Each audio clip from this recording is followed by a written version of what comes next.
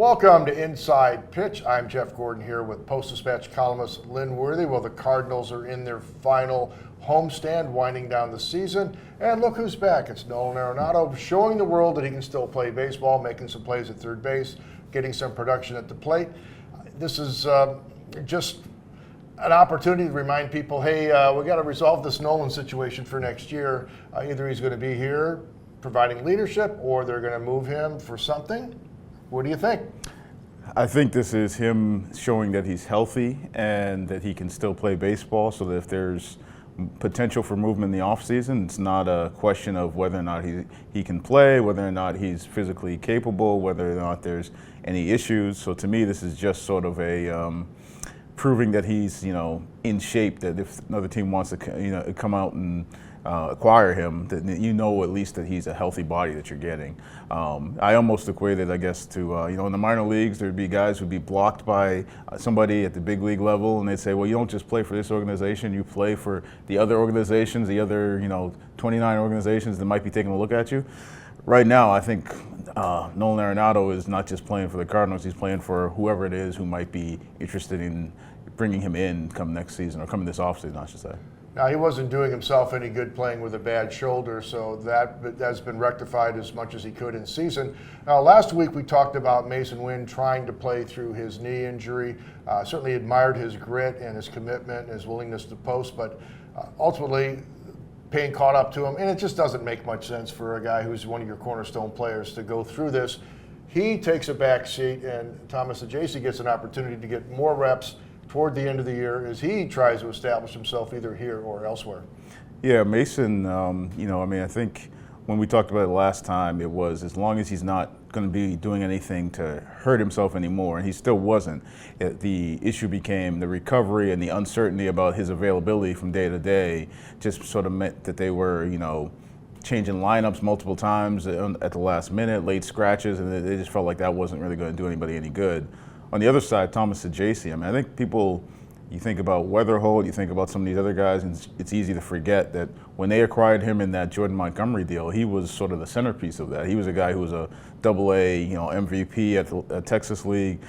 This is a guy who can play baseball. I think, he's had sort of short stints, and that's probably the reason why early in the year, I think we talked about, whether or not it's good for him to be up here and not be playing, because when he plays on a regular basis, then you see what he could potentially be. So he's taking advantage of this. He's going to get some regular run at shortstop.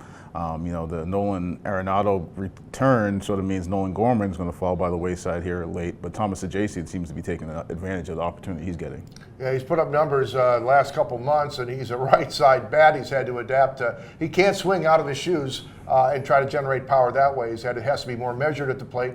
He's learning, gets a lot of praise from the field staff for doing just that. Another guy who gets a ton of praise, Michael McGreevy, taking full advantage of his late season opportunity, continuing to mature, learn, adapt on the fly.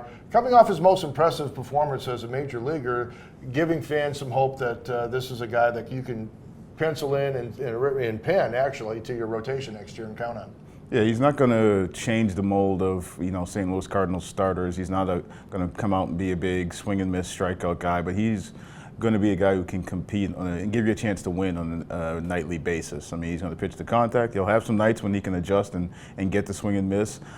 Even nights when he, maybe gets off to a rocky start, you see that he's able to bounce back and at least still get you to a certain point in the game. It's not, 2 innings and then it's just, your bullpen's in shambles because you got to cover for that. No, he's a guy who's going to give you a solid outing most nights and can give you, a very good, spectacular outing every now and then. So yeah, he's given you something to look forward to going forward. Him along with a guy like Liberatore, who's had his ups and downs this season, but finishing strong, I think, gives people some hope for what might be ahead, or that you can build on these guys with some other pieces around them and some of the young guys maybe coming up in the future. Yeah, last thing on Liberatore, it seems managing his body to get through the grind of the season, to find some velocity late in the season after he was really running low on fuel. It's impressive the amount of work he has to put in to mature and evolve and learn what it's like to be a regular rotation member. Yeah, and he's one that, we've written and talked about just the amount of time he's had to spend on a routine and developing that for him to be able to be a consistent starter.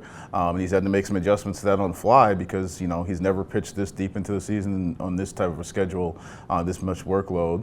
And also there's going to be, I think, maybe some things that are applicable for other guys because, he's a guy who went from relieving to starting in the big leagues. They're potentially looking at the same thing with, Kyle Leahy next season. We've seen it obviously with Andre Palante. So it's something that they may continue to do, and there's probably lessons there. I mean, everybody's different, but there's lessons there for, what that might look like for some of these other guys. Well, that's Lynn Worthy. I'm Jeff Gordon. A reminder that we're going to have so much stuff on our digital edition of the Post-Dispatch coming forward with videos at the end of the season, report cards, fascinating Chaim Bloom start of his tenure when that begins. We can't wait to bring you all that coverage. Until next time, for Lynn, I'm Jeff. See you later.